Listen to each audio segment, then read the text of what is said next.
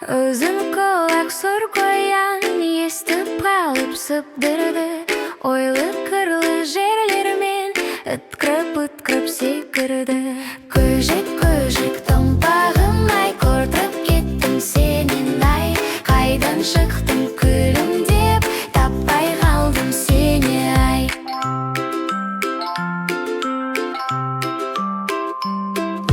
Тарап еді артына тыйғығын сақ көзіңнің, келе жатқан томпаңдап көжек екен өзінің.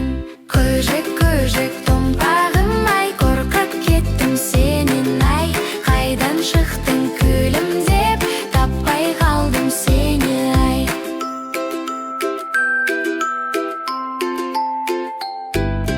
Қоян менен көжегі бір-біріне қарады, күліп ойнап